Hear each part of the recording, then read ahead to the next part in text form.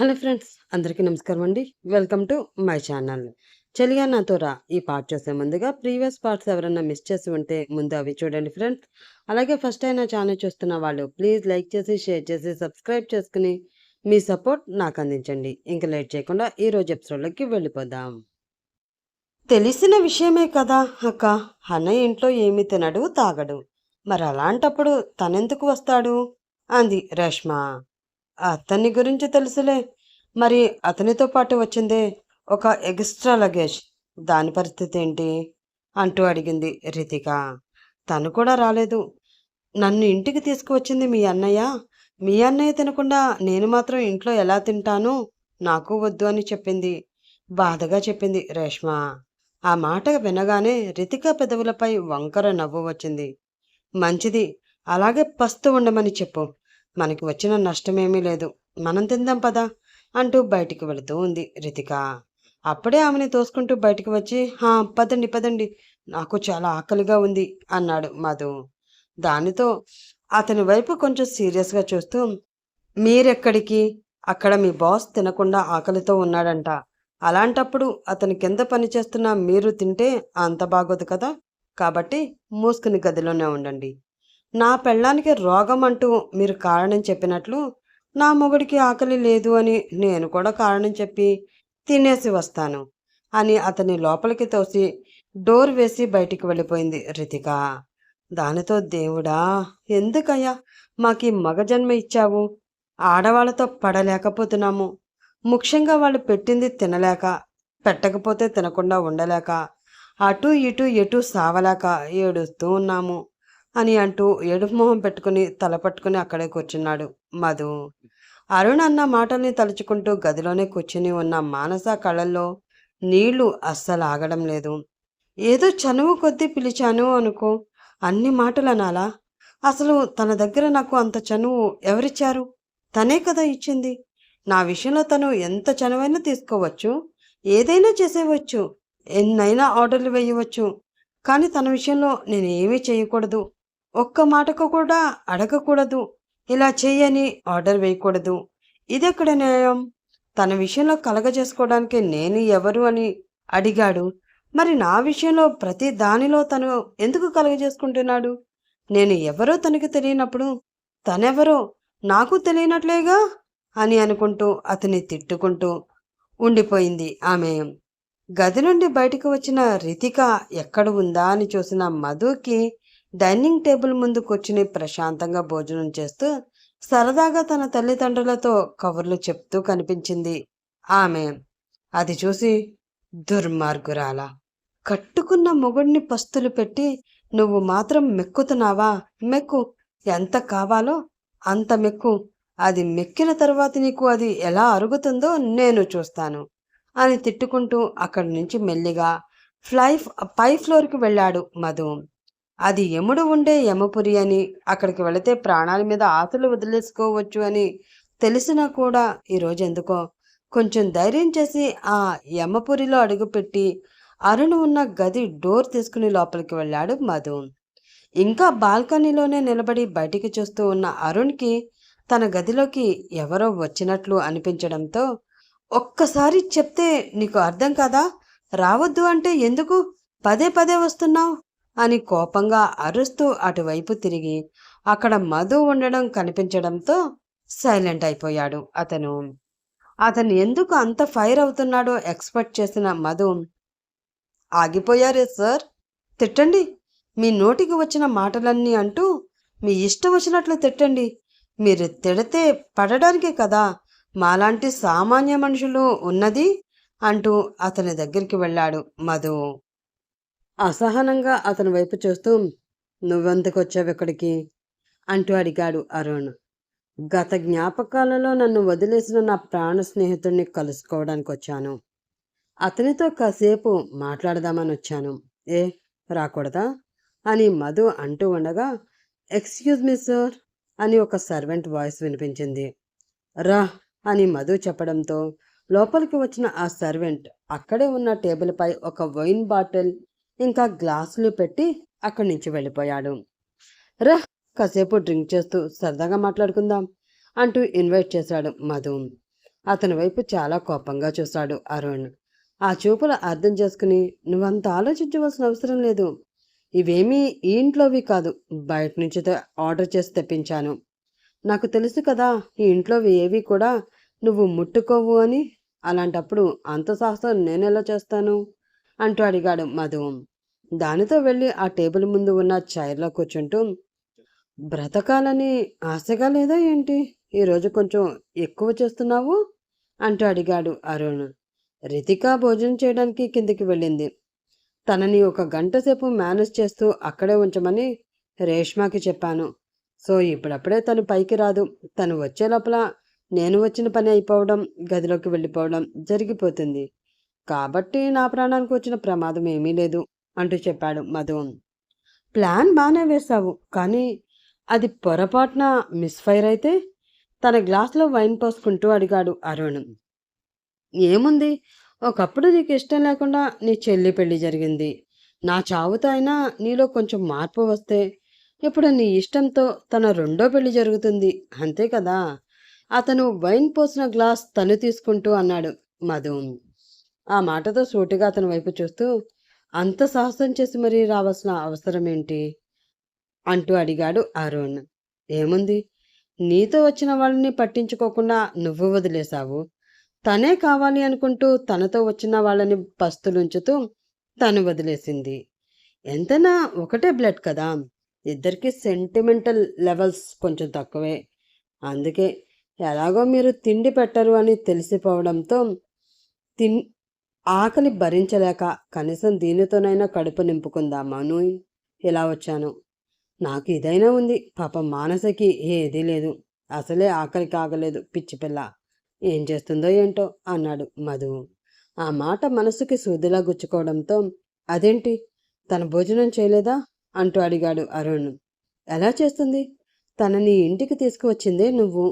అలాంటి నువ్వే ఈ ఇంట్లో ఏమీ ముట్టుకోనప్పుడు నీతో పాటు వచ్చిన తను మాత్రం ఎలా ముట్టుకుంటుంది? నాకు నాకు వద్దు అని చెప్పి నీలాగే గదిలో కూర్చుంది. అయినా తనని అక్కడే ఉంచవచ్చు కదా. మనిషి ఒంటరిగా ఉన్నా కూడా ఉషతో చెప్పి కావలసినవి చేయించుకుని తినేది. ఇక్కడికి తీసుకువచ్చి పస్తులు ఉంచడం అంత అవసరమా అంటూ అడిగాడు మధు. ఆ మాటతో ఆలోచనలో పడిన అరుణ్, లేదు, అస్సలు అవసరం లేదు అని చెప్పి తన ఫోన్ తీసుకుని ఎవరికో ఒక కాల్ చేసి ఫుడ్ ఆర్డర్ చేస్తూ ఉన్నాడు అతను. అది చూసి, పొగరు.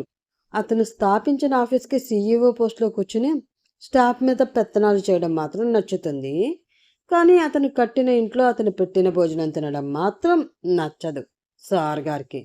అసలు ఇదేం సాడిజమో నాకు అర్థం కావడం లేదు అని మనసులో అనుకుంటూ కోపంగా అతని వైపు చూస్తూ ఉన్నాడు మధు.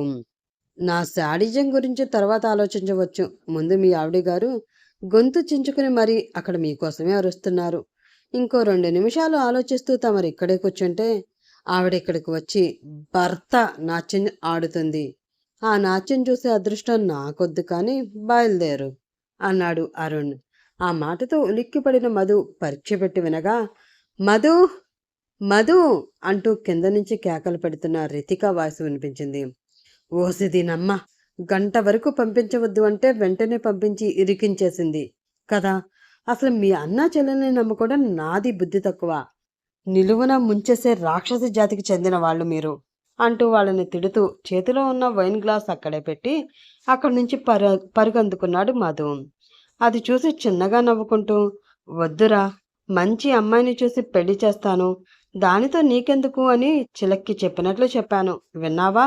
ప్రేమ ప్రేమ అన్నావు, ఇప్పుడు అనుభవించు అని అనుకుంటూ మానస గురించి ఆలోచిస్తూ తన చేతిలో ఉన్న గ్లాస్లోని వైన్ ఫినిష్ చేసి కిందకి వెళ్ళాడు అరుణ్. కింద హాల్లో సోఫాలో కూర్చుని ఆదిత్యవర్మ శాంభవి మాట్లాడుకుంటూ ఉంటే వారి పక్కనే కూర్చుని టీవీ చూస్తూ ఉంది రేష్మ.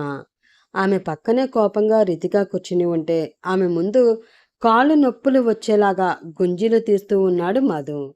వాళ్ళందరినీ పెద్దగా పట్టించుకోకుండా మధు పార్సల్ ఒకటి వచ్చింది, వెళ్ళి తీసుకురా అంటూ ఆర్డర్ వేశాడు అరుణ్.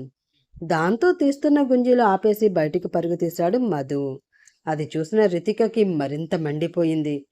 ఇప్పుడు తను ఆఫీస్లో వర్క్ చేస్తున్న ఎంప్లాయీ కాదు కదా, మరి అతను ఆర్డర్ వేస్తే ఇతను పరుగు పెట్టడం ఏంటి అనుకుంటూ కొరకొర అరుణ్ వైపు చూస్తూ ఉంది రితిక. బయటికి వచ్చిన మధు లోపలికి వచ్చి ఇచ్చిన పార్సల్ అరుణ్కి ఇచ్చాడు. ఆ పార్సల్ ఏంటా అని అందరూ అటువైపే చూస్తూ ఉన్నారు. అది ఓపెన్ చేసి అందులో ఉన్న ఫుడ్ టేబుల్పై ఉన్న ఒక ప్లేట్లో సర్వ్ చేసుకుని ఆ ప్లేట్ తీసుకుని మానస గదిలోకి వెళుతూ ఉన్నాడు అరుణ్. అది చూసిన అందరికీ కూడా చాలా కోపం వచ్చింది. ఆవిడ గారు తినకపోతే ఈయన గారు తీసుకువెళ్ళి మరీ తినిపించాలా? అది కూడా బయట నుండి ఆర్డర్ పెట్టుకుని. ఈ విషయం 10 మందికి తెలిస్తే మన పరువేం కావాలి? కోపంగా అంది శాంభవి. నేను అందుకే చెప్పాను, ఈ దరిద్రాలన్నీ చూడవలసి వస్తుంది అని ముందుగానే హెచ్చరించాను. ఆ అమ్మాయి ఈ ఇంట్లోకి రావడానికి వీలు లేదు అని. నా మాట ఎవ్వరూ వినలేదు. ఇప్పుడేం చేస్తావు? జరిగేది చూడడం తప్ప విసుగ్గా అన్నాడు ఆదిత్యవర్మ. చూడడానికి చాలా క్యూట్గా స్వీట్గా ఉంది కదా. అది చూసి కొడుకుకి కాబోయే భార్య పట్ల ఎంత ప్రేమ అని మురిసిపోకుండా వీళ్ళంటి ఎక్కువ సీన్ చేస్తున్నారు. ఎంతైనా జనరేషన్ గ్యాపే. ఓల్డ్ పీపుల్ అని మనసులో అనుకుంటూ టీవీ సౌండ్ కొంచెం పెద్దగా పెట్టింది వాళ్ళ మాటలు వినిపించకుండా రేష్మ. దానితో అక్కడ ఉన్న వారందరూ ఆమె వైపు కోపంగా చూశారు. వారి చూపులు చూసి, అంటే సాంగ్ బాగుంది అని కొంచెం సౌండ్ పెంచాను. వద్దు అంటే చెప్పండి, తగ్గించేస్తాను, అంతే తప్ప చంపేసేలా ఆ చూపులేంటి అని అమాయకంగా చెప్పింది ఆమె. నువ్వొక్క దానివి చాలు వాడిని నాశనం చేసేయడానికి అని ఆమెని తిట్టి అక్కడి నుంచి వెళ్ళిపోయింది శాంభవి. గది గుమ్మం వరకు వచ్చి డోర్ నాక్ చేశాడు అరుణ్. ఆ వచ్చింది రేష్మ అయి ఉంటుంది, తనని బతిమలాడడానికి ఆమె వచ్చి ఉంటుంది అనుకున్న మానస ఏమీ మాట్లాడలేదు. 2 సార్లు నాక్ చేసి ఆమె నుండి ఎటువంటి సమాధానం రాకపోవడంతో మెల్లిగా డోర్ ఓపెన్ చేసి చూసిన అతనికి బెడ్ మీద కూర్చుని అసహనంగా ఆలోచిస్తూ కనిపించింది మానస. ఆమెని చూసి చిన్నగా నవ్వుకుంటూ, ఎక్స్క్యూజ్ మీ మేడం, లోపలికి రావచ్చా అంటూ పర్మిషన్ అడిగాడు అరుణ్. ఆ వాయిస్ వినిపించడంతో అటువైపు చూసిన ఆమెకి అతను కనిపించడంతో కంగారుగా లేచి నిలబడి, సార్ మీరేంటి ఇలా వచ్చారు? అయినా మీ ఇంట్లోకి మీరు రావడానికి పర్మిషన్ ఏంటి సార్ అంటూ తడబడుతున్న మాటలతో అంది ఆమె. ఇది నా ఇల్లు కాదు. అందులో ఉన్న ఈ గదిలో నేను అసలే ఉండడం లేదు. ప్రస్తుతం ఈ గదిలో నువ్వుంటున్నావు. కాబట్టి ఈ గదిలోకి ఎవరైనా రావాలి అంటే నీ పర్మిషన్ తప్పనిసరి. అందుకే అడుగుతున్నాను. ఇంతకీ రమ్మంటావా వద్దంటావా అంటూ అడిగాడు అరుణ్. వద్దు అని ఎందుకంటాను సార్, రండి అంది ఆమె. దానితో వెళ్ళి ఆమె ముందు నిలబడి, ఇదిగో తిను అంటూ తన చేతిలో ఉన్న ఫుడ్ ప్లేట్ వైపు చూపించాడు అతను. దానితో తన చూపు పక్కకు తిప్పుకుంటూ, నాకు ఆకలిగా లేదు సార్, వద్దు అంది ఆమె. ఆకలిగా లేదు అని వద్దు అంటున్నావా, లేక నేను తినలేదు అని వద్దు అంటున్నావా అంటూ అడిగాడు అతను. ఆకలిగా లేదు సార్ చెప్పింది ఆమె. అవునా, లేకపోయినా పర్వాలేదు, తిను అన్నాడు అతను. లేకుండా ఎలా తింటాను సార్? అయినా నా ఆకలి గురించి నేను చూసుకుంటాను, మీరంతగా పట్టించుకోవాల్సిన అవసరం ఏమీ లేదు కొంచెం కోపంగా అంది ఆమె. ఆమె వైపు అసహనంగా చూస్తూ తన చేతిలో ఉన్న ఫుడ్లో ఒక ముద్ద తీసి ఆమె నోటి దగ్గర పెడుతూ, ఇందాకన్న మాటలు అన్నీ మనసులో పెట్టుకుని అవి రివర్స్లో నా మీద ఉపయోగించాలని ప్రయత్నిస్తూ ఫెయిల్ అయింది చాలు, కానీ ముందు మూసుకుని తిను అంటూ సీరియస్గా అన్నాడు అతను. అతని వైపు కూడా ఆమె సీరియస్గా చూస్తూ అందులో ఉన్న ఒక ముద్ద తీసుకుని, అయితే ముందు మీరు తినండి, ఆ తర్వాత నేను తింటాను అంటూ ఆ ముద్ద అతని నోటి దగ్గర పెట్టింది ఆమె. ఆమె వైపు ఒక్కసారి తీక్షణంగా చూస్తూ ఉన్నాడు అరుణ్. నాకు చెప్పడం కాదు, తిను అన్నట్లు తన కళ్ళతోటే చెప్పింది ఆమె. దానితో ఆ ముద్దని తన నోటితో చాలా ప్రేమగా అందుకున్నాడు అతను. అలా అందుకుంటున్నప్పుడు అతని పెదవులు ఆమె చేతి వేళ్లకి తాకుతూ ఉన్నాయి.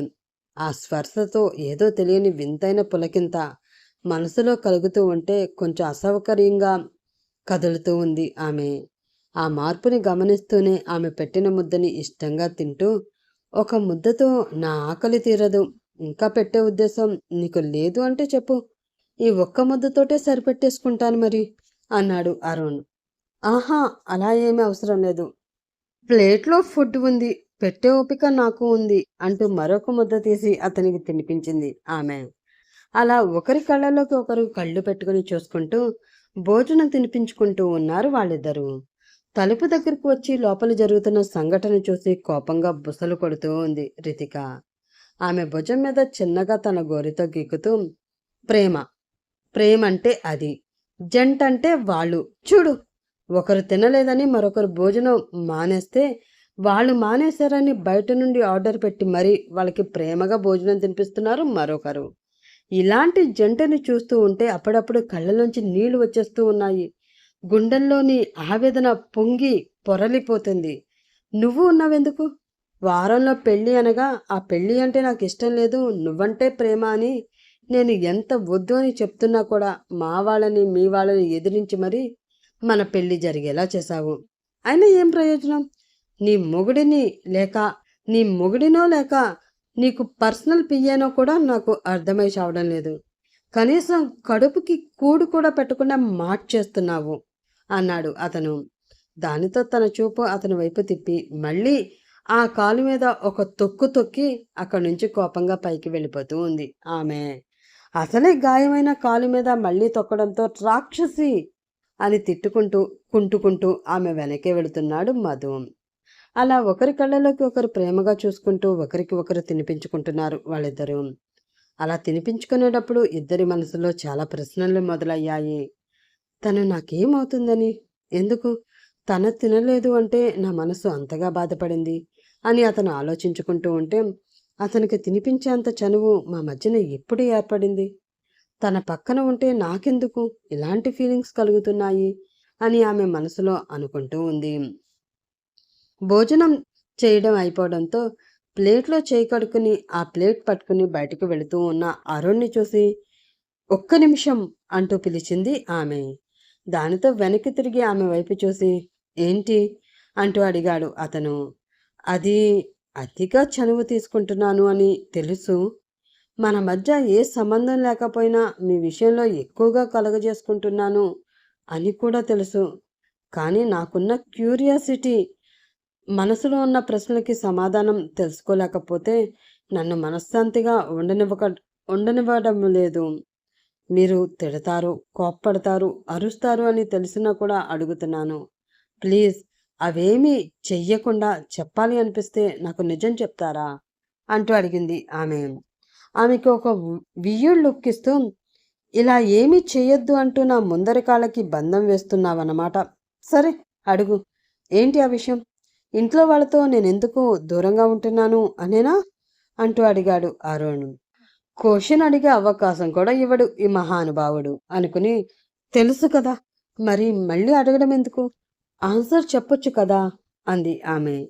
దానితో చేతిలో ఉన్న ప్లేట్ అక్కడే టేబుల్పై పెట్టి బెడ్ మీద కూర్చుంటూ దీర్ఘంగా శ్వాస తీసుకుని వదిలి, నాకు ఈ విషయం గురించి పెద్దగా మాట్లాడడం ఇష్టం ఉండదు. అందుకే నా మనసులో ఉన్న ఫీలింగ్స్ నేను ఎవరితోనూ పంచుకోను. అలా ఎవరితోనైనా పంచుకుంటున్నాను అంటే అది కేవలం నీతో మాత్రమే. నువ్వు అనుకుంటున్నట్లు ఈ ఇంట్లో ఉన్న వాళ్ళతో నాకు గొడవలేమీ లేవు. పెద్ద పెద్ద యుద్ధాలు కూడా మా మధ్యన జరగలేదు. మా నాన్నగారు ఆదిత్యవర్మ, మా అమ్మగారు శారదాదేవి. నేను పుట్టిన కొన్నాళ్ళకే అనారోగ్యం వలన ఆమె కాలం చేశారు. అప్పటి వరకు తల్లి ప్రేమలో చాలా సంతోషంగా జీవితాన్ని గడిపిన నేను ఒక్కసారిగా ఒంటరివాడినైపోయాను. అది వంకగా చూపించి శాంభవి గారిని మా నాన్న రెండో పెళ్లి చేసుకున్నారు. జనాల దృష్టిలో నాకు అమ్మలేని లోటుని తీర్చడం కోసం ఆయన రెండో పెళ్లి చేసుకున్నా ఆయనకు వచ్చిన ఆ రెండో భార్య కారణంగా నాకు ఆ లోటు తీరలేదు సరికదా, తండ్రి కూడా దూరమైపోయాడు. అలానే నన్ను ఆమె హింసించి తిట్టి కొట్టి సాధించింది అని చెప్పలేను. తల్లి స్థానంలోకి వచ్చినా ఆమె నాకు తల్లి ప్రేమని పంచలేకపోయింది అంతే. మా అమ్మ నాతో ఉన్నట్లు తను ఎప్పుడూ నాతో లేదు. ప్రేమగా తినిపించడం, లాలించడం, నాకేదైనా దెబ్బ తగిలితే బుజ్జగించడం లాంటివి ఎప్పుడూ చేయలేదు. పైన ఉన్న గదిలో చాలా రోజులు ఒంటరిగా గడిపేవాడిని. ఎవరైనా మేడ్స్ భోజనం తీసుకువచ్చి పెడితే తినేవాడిని, లేదు అంటే అలాగే ఉండిపోయేవాడిని. కనీసం నేను తిన్నానో లేదో అని పట్టించుకునే దిక్కు కూడా ఈ ఇంట్లో నాకు లేకుండా పోయింది. ఆ తర్వాత ఆమెకి పిల్లలు పుట్టారు. నాన్న వాళ్ళని చూసుకోవడంలో పూర్తిగా బిజీ అయిపోయి అప్పుడప్పుడు నా దగ్గరికి వచ్చి నన్ను పలకరించడం కూడా మానేశారు. ఆ ఒంటరితనాన్ని తట్టుకోలేకపోయాను. ఇక్కడ ఉండలేక ఊర్లో ఉన్న మా నానమ్మ గారి మా నానమ్మ గారి దగ్గరికి వెళ్ళిపోయాను. అక్కడ ఆమె దగ్గరే పెరిగి పెద్దవాడినయ్యాను. ఆ తర్వాత పై చదువుల కోసం యూఎస్ఏ వెళ్ళాను. అప్పుడే నాకు మధు పరిచయం అయ్యాడు. నాలాగే ఇండియా నుంచి చదువుకోవడానికి వచ్చిన వారిలో వాడు ఒకడు. నానమ్మ తర్వాత నేను అంతగా దగ్గరైన వ్యక్తి ఎవరైనా ఉన్నారు అంటే అది మధు మాత్రమే. ఇద్దరం చాలా సరదాగా ఉండేవాళ్ళం. మా మధ్య ఎటువంటి పర్సనల్స్ ఉండేవి కాదు. నానమ్మ తర్వాత నేను అంతగా దగ్గరైన వ్యక్తి మధు. స్టడీస్ కంప్లీట్ చేసుకుని ఇండియా వచ్చిన తర్వాత బిజినెస్ చూసుకో అంటూ నాన్న నన్ను ఈ ఫీల్డ్లోకి బలవంతంగా తీసుకువచ్చారు. మొదట్లో ఇష్టం లేకపోయినా నానమ్మ చెప్పడంతో కష్టంగానే ఇందులో అడుగుపెట్టాను. అలా నా జీవితం మరొక్కసారి మొదలయ్యింది. కానీ ఇంట్లో వాళ్ళ ప్రవర్తనలో మాత్రం ఏ మార్పు రాలేదు. ఎవరూ నన్ను ప్రేమగా పలకరించేవాళ్ళు కాదు. పట్టించుకునేవాళ్ళు అసలే కాదు. ఈ ఇంట్లో ఒక వస్తువు ఉంటుంది, అలానే తను ఉంటున్నాడు. ఆకలిస్తే తింటాడు, లేదు అంటే తనిష్టం అన్నట్లు ఉండేవారు. సొంత కొడుకుని కాదు కదా, కాబట్టి నా విషయంలో తన ప్రవర్తన అలా ఉంటుంది అని నేను సరిపెట్టుకున్నాను. అలా ఉండగా నాకు ఒక ప్రాజెక్ట్ వచ్చింది, చాలా పెద్ద కంపెనీ నుంచి. మొట్టమొదటిసారి అంత పెద్ద కాంట్రాక్ట్ డీల్ చేసి క్రాక్ చేయడం నాకు చాలా సంతోషంగా అనిపించింది. వాళ్ళు మాతో డీల్ చేసుకోవడానికి ఒప్పుకున్నారు. కానీ అందుకు ఒక కండిషన్ పెట్టారు. రితికని వాళ్ళ అబ్బాయికి ఇచ్చి పెళ్లి చేయమని. దానితో ఆలోచనలో పడ్డాను. నాన్నగారికి ఈ విషయం చెప్పాను. ఆ ఫ్యామిలీ కూడా పేరు ఉన్న ఫ్యామిలీ అవడంతో ఆయన కూడా పెద్ద అభ్యంతరం చెప్పలేదు. రితికని అడిగే పెళ్లి ఫిక్స్ చేశారు. ముందు ఆ పెళ్లికి ఒప్పుకున్న ఆమె తర్వాత నేను చేసుకోను, మధుని ప్రేమిస్తున్నాను అని ఇంట్లో చెప్పింది. తను ముందే ఆ విషయం చెప్తే ఎవరికి ఏ బాధ ఉండకపోయేది. కంపెనీ వాళ్ళకి ఏదో ఒకటి చెప్పి నేను మేనేజ్ చేసుకునేవాడిని.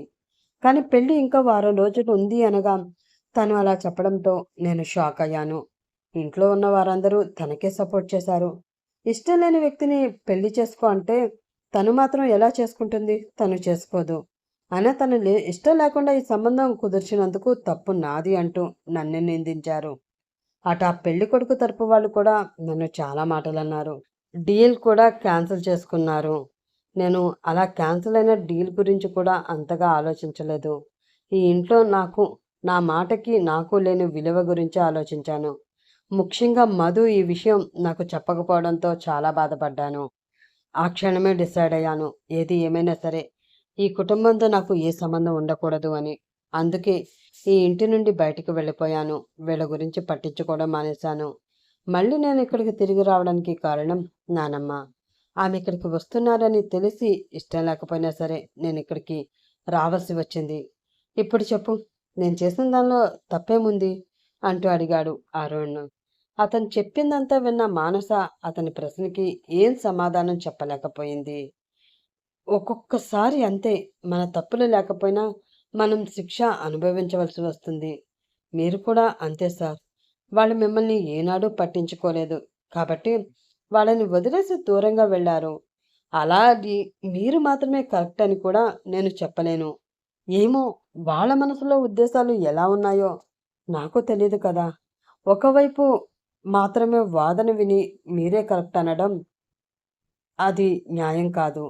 అవి తెలుసుకున్న తర్వాతే ఈ విషయంలో ఒక క్లారిటీకి రాగలను అనుకుని ఇప్పటికే చాలా లేట్ అయింది సార్. వెళ్ళి పడుకోండి. రేపు మార్నింగ్ చాలా ఇంపార్టెంట్ మీటింగ్ ఉంది అంటూ చెప్పింది మానస. సరే, గుడ్ నైట్. నువ్వు కూడా రెస్ట్ తీసుకో అని ఆమెకి చెప్పి అక్కడి నుంచి అతను వెళ్ళిపోతూ ఉండగా అది గమనించి అప్పటి వరకు ఆ గుమ్మం దగ్గర ఉండి వాళ్ళ మాటలన్నీ వింటూ ఉన్న శాంభవి కంగారుగా తన గది వైపు వెళ్ళిపోయింది. ఆమె కళ్ళల్లో చిన్నపాటి కన్నీటి పొర. నువ్వు దూరంగా ఉంటే నేను నీకు తల్లిగా ఉండడం ఇష్టం లేక నాకు దూరంగా ఉంటున్నావు అనుకున్నాను, కానీ నేను దగ్గరికి తీసుకోలేదు అనుకుని దూరంగానే ఉండిపోయావు అని అస్సలు అనుకోలేదు. అసలు నేను మీ నాన్నగారిని పెళ్లి చేసుకుని వచ్చిందే నీకోసం. అలాంటిది నిన్ను మాత్రం ఎందుకు దూరం పెడతాను?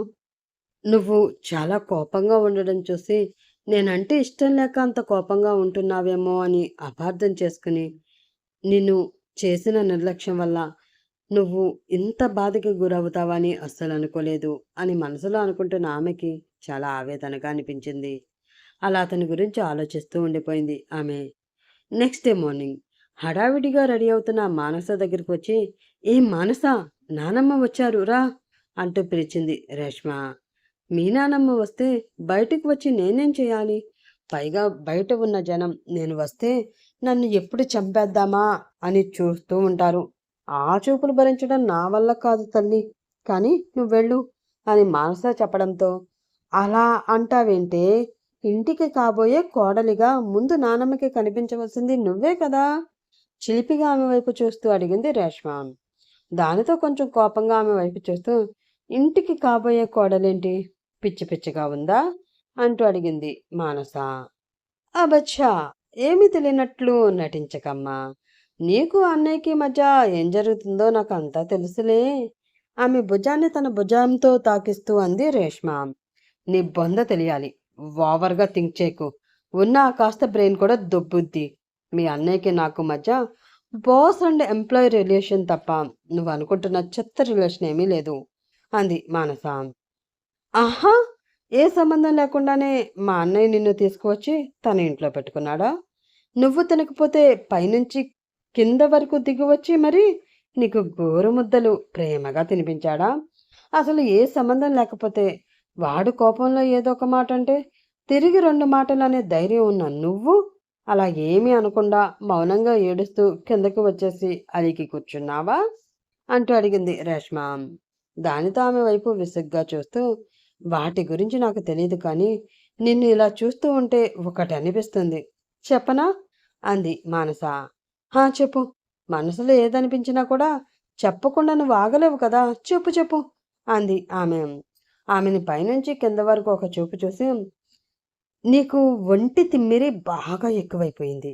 వెంటనే ఒక డబ్బున్న అభాగ్యుణ్ణి చూసి నీకు జంట చేస్తే ఆ తిమ్మిరి తీరుతుంది అనిపిస్తుంది. ఈ విషయం మీ వాళ్ళతో నేనెలాగో చెప్పలేను కానీ నువ్వే చెప్పి పుణ్యం కట్టుకోవే బాబు. నాకీ తలపోటన్నా తగ్గుతుంది అంది మానస.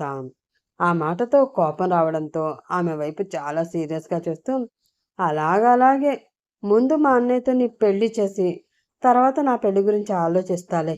నువ్వు రా అమ్ముడు అంటూ ఆమె చెయ్యి పట్టుకుని బయటికి లాక్కుని వెళ్ళిపోతూ ఉంది రేష్మ. ఏ రేష్మ వద్దు అని అంటూనే ఆమెతో నడుస్తూ ఉంది మానస. వరుసగా నిలబడి ఉన్న ఆ కుటుంబ సభ్యులందరూ రేష్మ మానసిని బయటికి తీసుకురావడంతో ఆమె వైపు చాలా సీరియస్గా చూశారు. వాళ్ళ చూపులు చూసి కొంచెం భయపడిన రేష్మ, వీళ్ళేంటి నన్ను చంపేసేలా చూస్తున్నారు అనుకుంటూ, అంటే అది నానమ్మ ఇక్కడే ఉండబోతుంది కదా! తను రేపు ఎప్పుడైనా మానసని చూసి, ఈ అమ్మాయి ఎవరు? నాకెందుకు ముందుగానే పరిచయం చేయలేదు? వచ్చిన వెంటనే చెప్పాలి కదా! అని మనల్ని ప్రశ్నించకుండా ఉండాలి అంటే, ముందే తనని పరిచయం చేయడం మంచిది అని తీసుకువచ్చాను. వద్దు అంటే చెప్పండి. తనని గదిలోకి పంపించేసి అక్కడే ఉండమని చెప్తాను అంటూ తల వంచుకుని చెప్పింది రేష్మ. ఆమె వైపు కోపంగా చూస్తూ, అవసరం లేదులే. ఎలాగో తీసుకొచ్చావు కదా! ఉండని అంది శాంభవి. ప్రతి విషయంలోనూ ఆమెను సపోర్ట్ చేస్తున్నట్లు శాంభవి మాట్లాడడం ఆదిత్యవర్మకి అంతగా నచ్చడం లేదు. ఏమైంది దీనికి ఇలా ప్రవర్తిస్తుంది అనుకుంటూ మొహం మార్చుకుని నిలబడ్డాడు అతను. అక్కడ ఉన్న వారందరినీ చూస్తూ, ఇక్కడ అందరూ ఉన్నారు కానీ అసలైన వారు లేరేంటి అనుకుంటూ అతని రాక కోసం స్టెప్స్ వైపు చూస్తూ ఉంది మానస. అది గమనించి, ఏంటి నీ హీరో రాక కోసం ఎదురు చూస్తున్నావా అంటూ అడిగింది రేష్మ. ఆ మాటతో ఉలిక్కిపడి, చిచి అలా కాదు, అందరూ ఉన్నారు, తను మాత్రం రాలేదు కదా! అసలు ఉన్నాడా, ఆఫీస్‌కి వెళ్ళిపోయాడా అన్న అనుమానం రావడంతో వస్తున్నాడేమో అని చూస్తున్నాను. అయినా నా హీరో ఏంటి నా హీరో? తను హీరో అవ్వచ్చు, కానీ నా హీరో మాత్రం కాదు. ఇది గుర్తుపెట్టుకో చిన్నగా అంది మానస. అలాగే గుర్తుపెట్టుకుంటాను అని, అదిగో నీ హీరో వచ్చేస్తున్నాడు అంది రేష్మ. అవునా అంటూ వెలిగిపోతున్న మొహంతో తల అటువైపు తిప్పి చూసింది మానస. అది చూసి చిన్నగా నవ్వుకుంటూ, ఇప్పుడే ఎవరో తను హీరో అవ్వచ్చు, కానీ నా హీరో కాదు అన్నారు. మరి అప్పుడే నీ హీరో అంటే అటువైపు ఎందుకు చూస్తున్నారో? అది కూడా చాలా సంతోషంగా అంది రేష్మ. బుద్ధి లేక చూస్తున్నానులే పళ్ళు కొరుకుతూ మానస అంటూ ఉండగా, ఈసారి నిజంగానే వస్తున్నాడు. చూడాలి అని మనసులో ఆశగా ఉంటే చూసుకోవచ్చు. అభ్యంతరమేమీ లేదు అంది రేష్మ. మాకేమీ అలాంటి ఆశలు లేవులే అని అంటూ తల దించుకుని నిలబడిన ఆమెకి అతన్ని చూడాలి అని మనసు పదే పదే కోరుకుంటూ ఉండడంతో వారగా అతని వైపు చూస్తూ ఉంది. అది గమనిస్తూ ముసిముసిగా నవ్వుకుంటూ ఉంది రేష్మ. గ్రే కలర్ సూట్లో కళ్ళకి గాగల్స్ పెట్టి చాలా స్టైల్గా స్టెప్స్ దిగుతూ ఉన్న అతని అందానికి ఫ్లాట్ అయిపోయిన మానస చుట్టూ ఉన్న ప్రపంచాన్ని మర్చిపోయి మరి అతని వైపు అలా చూస్తూ ఉండిపోయింది. ఆమెనే గమనిస్తూ ఉన్న రేష్మకి అది చూసి నవ్వు వస్తే రితికకి పిచ్చి కోపం వస్తుంది. రితిక కోపం చూసి ఏదో డైలాగ్ వేద్దాము అనుకుని అప్పటికే కుంటిదైపోయిన తన కాలు గుర్తు వచ్చి కష్టంగా నోటికి తాళం వేసుకుని మనసులో మాటని మనసులోనే ఆపేసుకున్నాడు మధు. తన చేతికి ఉన్న వాచ్లో టైం చూసుకుంటూ వచ్చి మానస పక్కన నిలబడ్డాడు అరుణ్. అది చూసిన చాలా మందికి అలా వాళ్ళిద్దరూ పక్క పక్కన నిలబడడం అస్సలు నచ్చలేదు. ఆదిత్యవర్మ చిన్నగా తన గొంతు సవరించడంతో అది అర్థం చేసుకున్న రితిక వెళ్ళి వాళ్ళిద్దరి మధ్య నిలబడింది. అది చూసి ఆమెకు కొంచెం దూరం జరిగాడు అరుణ్. అప్పుడే వాళ్ళ ఇంటి ముందు ఒక కారు వచ్చి ఆగింది. ఆ కార్ని చూసి చిన్నగా నవ్వుతూ అమ్మ వచ్చేసింది అంటూ ఆ కార్ దగ్గరికి పరుగు తీశాడు ఆదిత్యవర్మ. అది చూసి మిగతా వాళ్ళు కూడా అతను వెనక్కి వెళ్లారు. తన కుటుంబ సభ్యులందరినీ కళ్ళారా చూసుకుని సంతోషంగా ఆ ఇంట్లోకి వెళ్ళి వాళ్ళ యోగక్షేమాలు అడిగి తెలుసుకుంది శకుంతలాదేవి. చాలా రోజుల తర్వాత ఆమెను చూడడంతో అరుణ్ మోహన్లో ఒక స్వచ్ఛమైన నవ్వు వచ్చి చేరింది. అతని మనసంతా చాలా ప్రశాంతంగా మారింది. ఆమెతో కాసేపు మాట్లాడి తనకి ఆఫీస్కి టైం ఇవ్వడంతో మానస బయట వెయిట్ చేస్తూ ఉంటా త్వరగా రా అని ఆమెకి చెప్పి అక్కడి నుంచి బయటకు వెళ్ళిపోయాడు అరుణ్. దానితో అందరి చూపులు మానస వైపు మళ్ళాయి.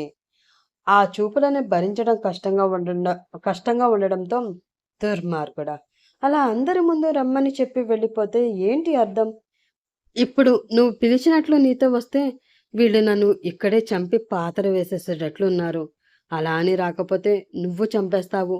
ఎరక్కిపోయి మీ ఇంటికి వచ్చి ఇరుక్కుపోయినట్లు అయింది నా పరిస్థితి అని మనసులో అనుకుంటూ ఏం చేయాలో అర్థం కాక దిక్కులు చూస్తూ ఉండిపోయింది మానస. శకుంతల ఆమె వైపు అలా చూస్తూ ఉండడం గమనించి, అది నానమ్మ, తను నా స్నేహితురాలు, అన్నయ్య కంపెనీలోనే జాబ్ చేస్తుంది. తన పేరెంట్స్ ఊరు వెళ్ళడంతో ఒకతే ఇంట్లో ఒంటరిగా ఉండడం ఎందుకు అని కొన్ని రోజుల కోసం మన ఇంటికి తీసుకువచ్చాను. ఇక్కడ ఇంట్లో ఉంటుంది అని అంటూ చెప్పింది రేష్మ. ఆమె వైపు అనుమానంగా చూస్తూ, ఇప్పుడు ఇదంతా నేను అడగలేదే, కనీసం ఎవరు ఈ అమ్మాయి అని కూడా నేను ప్రశ్నించలేదు. మరి నాకెందుకు చెప్తున్నావు అంటూ అడిగింది శకుంతల.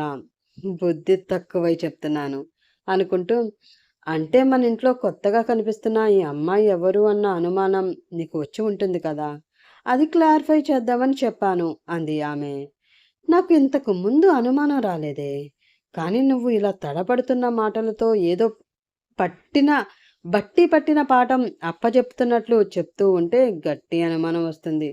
దీని అంతి ఏంటో చూడాలి అనుకుంటూ, అవునా సరే అయితే పిలుస్తున్నాడు కదా వెళ్ళమను. లేట్ అయితే అసలే వాడికి కోపం ఎక్కువ, ఒంటరిగా వెళ్ళిపోయినా వెళ్ళిపోతాడు అంది శకుంతల. వెళుతున్నాం అని చెప్పి ఇంకా తింగరి చూపులు చూస్తూ ఉన్న మానసని చూసి తల కొట్టుకుంటూ, ఇంకా అలా చూస్తావేంటి, రావే బాబు అంటూ ఆమె చెయ్యి పట్టుకుని బయటికి లాక్కుని వెళ్ళిపోయింది రేష్మ. అయోమయంగా ఆమెతో వచ్చి అక్కడ కార్కి ఆనుకుని నిలబడి ఉన్న అరుణ్ వైపు కోపం నిండిన కళ్ళతో చూస్తూ, ఏంటి అందరి ముందు ఏదో సొంత పెళ్ళాన్ని పిలిచినట్లు అలా పిలిచి వచ్చేసావు అంటూ అడిగింది మానస. దానితో ఆమె వైపు అయోమయంగా చూస్తూ, రాక నిన్నెత్తుకుని తీసుకురమ్మంటావే ఏంటి అంటూ అడిగాడు అరుణ్. అలా చేసి ఉండవలసింది. అప్పుడు మీ వాళ్ళందరూ కలిసి నా పెద్ద కర్మ ఘనంగా చేసేవాళ్ళు. అరే బుద్ధుండాలి, నేను మీ ఇంటికి రావడమే మీ వాళ్ళకి ఇష్టం లేదు. అలాంటిది మీరు నాతో అంత క్లోజ్గా ఉంటే వాళ్ళు చూసి భరించగలరా, భరించి నన్ను బ్రతకనిస్తారా అంటూ అడిగింది మానస. ఏదో పోనీలే పాపం, ఆఫీస్కి ఎలా వస్తుంది ఇంత దూరం నుంచి అది అని ఆలోచించి నాతో రా అన్న పాపానికి ఏంటి ఓ మీదకెక్కిస్తున్నావు? ఇది సిటీకి చాలా దూరంలో ఉంటుంది. ఇక్కడికి క్యాబ్లు ఆటోలు ఏమీ రావు. నువ్వు ఎలా వస్తావో నాకు తెలీదు, కానీ ఇన్ టైంలో ఆఫీస్లో లేకపోతే వాళ్ళు కాదు నేనే చేస్తా ఆ పెద్ద కర్మేదో అని చెప్పి తన కార్ ఎక్కి కార్ స్టార్ట్ చేశాడు అతను. దాంతో ట్రూత్ తెలిసి రావడంతో వామ్మో! నిజంగానే వెళ్ళిపోతాడా ఏంటి అని అనుకుంటూ కంగారుగా డోర్ తీసుకుని అతని పక్క సీట్లో కూర్చుంది మానస. ఆమె వైపు అసహనంగా చూస్తూ వెనక కూర్చున్న రేష్మ వైపు వారగా చూశాడు అరుణ్.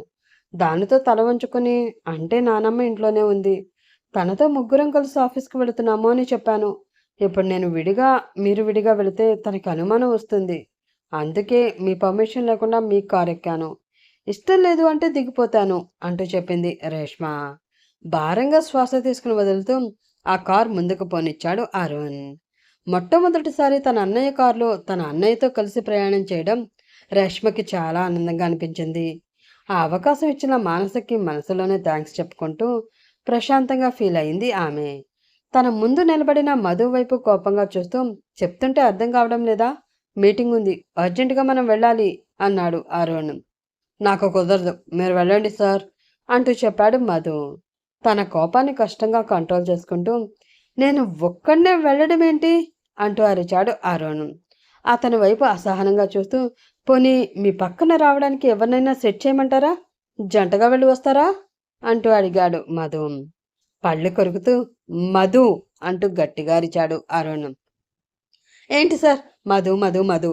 ఏదో మీ కింద పని చేస్తున్నాను అని అన్ని పనులకి వాడుకుంటూ ఓ దొబ్బేస్తూ ఉంటే నేనెక్కడని చచ్చేది? అసలే మీరు చేసిన పనికి నా కాలు కుంటి కాలైపోయింది. అడుగు తీసి అడుగు వేయలేకపోతున్నాను. ఈ పరిస్థితిలో అంత దూరం రమ్మంటే నేనెలా చచ్చేది? వద్దు సార్, నాకు ఈ ఉద్యోగం వద్దు, ఆ పెళ్ళము వద్దు, ఈ జీవితము వద్దు. శుభ్రంగా ఒక జత కాషాయ వస్త్రాలు, ఒక కమండలం కొనివ్వండి. శుభ్రంగా సన్యాసంలో కలిసిపోయి మీ ఫ్యామిలీకి ఒక దండం పెట్టి ఇక్కడ నుంచి పారిపోతాను అన్నాడు మధు. అది అంత ఈజీ అనుకుంటున్నావా?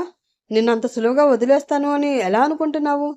నమ్మించి మోసం చేసినందుకు నరకం చూడాలి కదా అన్నాడు అరుణ్. ఓహో, మీరు అలా ఫిక్స్ అయ్యారా? అందుకేనా ఎంత కోపం వచ్చినా అరుస్తారు, మీదపడి కరుస్తారు తప్ప నన్ను ఈ ఉద్యోగం నుండి విముక్తుని చేయడం లేదు? ఇంకా ఇదంతా నా మీద ప్రేమ అనుకున్నాను, కాదు పగ అని ఇప్పుడే అర్థమైంది. మీరు ఎంత పగ పట్టినా సరే వాచిపోయిన నా కాలితో నేను రాలేను. కావాలి అంటే మానస మేడంని తీసుకుని వెళ్ళండి అంటూ సలహా ఇచ్చాడు మధు. అతని మాటల్లో ఉన్న బాధ కన్నా అతని ఇచ్చిన సలహా మనసుకి బాగా నచ్చడంతో సరే వెళ్ళి తనని పిలుచుకురా అన్నాడు అరుణ్. బాగా వాటర్ తాగేసి ఉబ్బిపోయిన శవంలో ఉబ్బిపోయిన తన కాలు చూసుకుని వీడు మనిషి కాదు, రాక్షసుడు. తన పొడవైన కాలుతో గుచ్చి గుచ్చి గుచ్చి ఆ దెయ్యం నా కాలికి ఇంత గాయం చేస్తే దాని మీద కారం జల్లుతూ నా కాలు ఎందుకు పనికిరాకుండా చేయడమే తన ధ్యేయంగా వీడు ఫీల్ అయ్యాడు. దేవుడా, ఎరక్కుపోయి వచ్చి అన్నా చెల్లెల మధ్యలో ఇరుక్కుపోయానయ్యా. బాబు, నన్ను కాపాడే దేవత ఈ ప్రపంచంలో లేదా అని అతను మనసులో అనుకుంటూ ఉండగా ఎక్స్క్యూజ్ మీ సార్ అంటూ వినిపించింది ఒక తీయనైన స్వరం.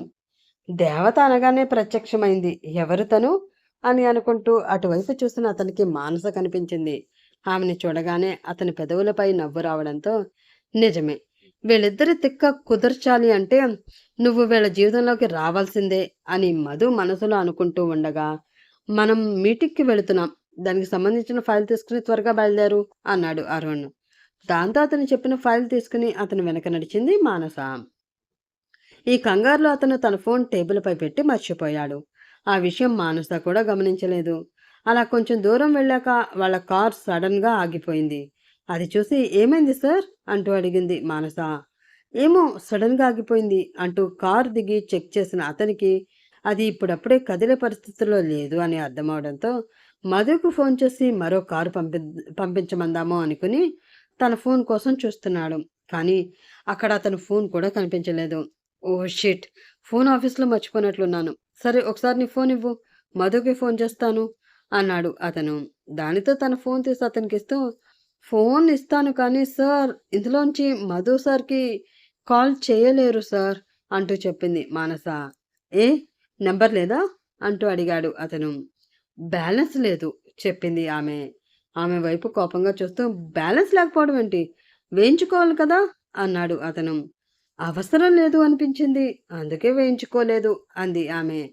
సరే ఎవరిదైనా ఒకసారి ఫోన్ అడుగు అని అతను అనడంతో ఇప్పుడు వాళ్ళని వీళ్ళని ఫోన్ అడిగి మధు సార్‌కి ఫోన్ చేసి ఆయన కారు పంపించి, ఆ కారులో మనం ఆఫీస్‌కి వెళ్ళేసరికి చాలా లేట్ అయిపోతుంది సార్ అంది ఆమె. అయితే ఇప్పుడేం చేయాలి? అసహనంగా అన్నాడు అతను. అప్పుడే అటుగా ఒక బస్సు వస్తూ కనిపించింది. సార్ బస్సొస్తుంది సార్ అది చూసి అంది మానస. అయితే? అడిగాడు అతను. అయితే అంటారేంటి సార్? ఈ బస్సు ఎక్కాము అంటే కరెక్ట్‌గా ఆఫీస్ ముందు దిగుతాము. ఆలస్యం కూడా అస్సలవ్వదు అతి ఉత్సాహంగా చెప్పింది మానస. ఏంటి?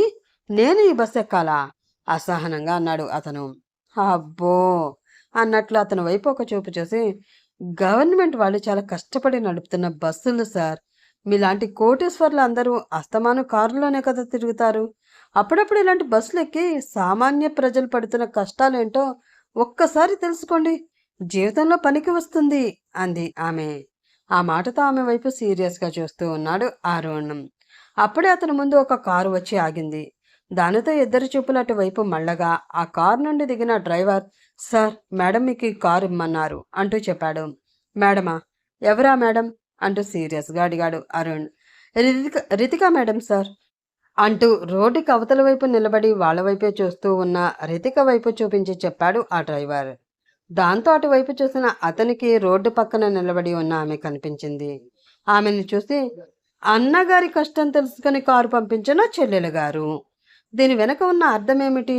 ఆమె మనసులో అన్నగారి మీద ఉన్న ప్రేమ అనా? లేక వేరే ఏదైనా కారణం ఉందా అని మనసులో అనుకుంటూ అరుణ్ ఏం చేస్తాడా? ఇప్పుడు ఆ కార్ తీసుకుంటాడా? లేదు వద్దు అని వెనక్కి పంపించేస్తాడా అని చూస్తూ ఉంది ఆమె. ఇప్పుడు అరుణ్ ఏం చేస్తాడు? ఆ కార్ తీసుకుని వెళతాడా? లేదా ఆమె సహాయం వద్దు అని తిరస్కరిస్తాడా? వాళ్ళ మధ్య ఆ ఫ్యామిలీ గొడవలని సమసిపోయేలా చేయడానికి మానస ఏం చేయబోతుంది? తెలుసుకోవాలంటే నెక్స్ట్ పార్ట్ కోసం వెయిట్ చేస్తూ ఉండండి ఫ్రెండ్స్. అలాగే ఈ పార్ట్ కనుక మీకు నచ్చితే ప్లీజ్ లైక్ చేసి, షేర్ చేసి, సబ్స్క్రైబ్ చేసుకుని మీ సపోర్ట్ నాకు అందించండి. రేపటి ఎపిసోడ్‌లో మళ్ళీ కలుసుకుందాం. అప్పటి వరకు by by. Have a nice day.